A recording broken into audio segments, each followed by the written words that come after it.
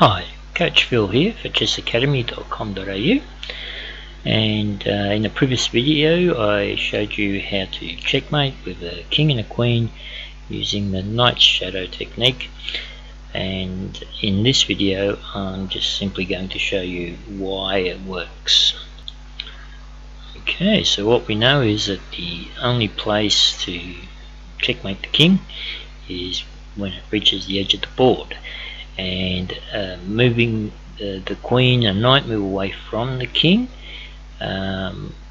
is what forces it to the edge, and the reason is this: when the queen is a knight move away from the king, it takes away 5 out of the 8 squares which the king could normally move to. So as you can see, the highlighted squares in red are squares no zone for the king, and that leaves the 3 green highlighted squares. And what we'll see is every time that it moves,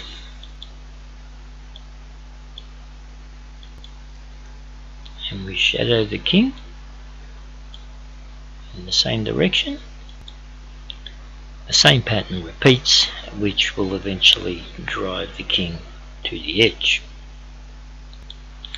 So regardless of which of the 3 squares the king chooses, and generally if the opponent is clever, it will choose to stay close to the center of the board and away from the edge, and it may do something like that.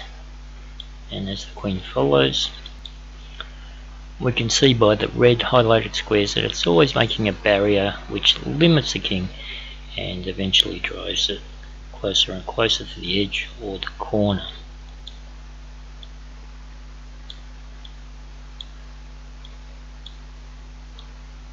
Regardless of which way it goes now, it will have no choice and just keep following the king, and as it tries to stay away from the edge, we get to the point where it doesn't have a choice. Now we can see that the only options it has are to move to the edge of the board or the corner, and that's why it works. Again, as we saw in the previous video, the queen locks it in on the edge and doesn't have a lot of squares to move to, 1 in fact. And then we bring the help arm. Here it has a choice of 2 squares, A3 or A1. It really doesn't matter, because as the white king approaches, it's going to limit it even further, getting to the key square, and there we have it.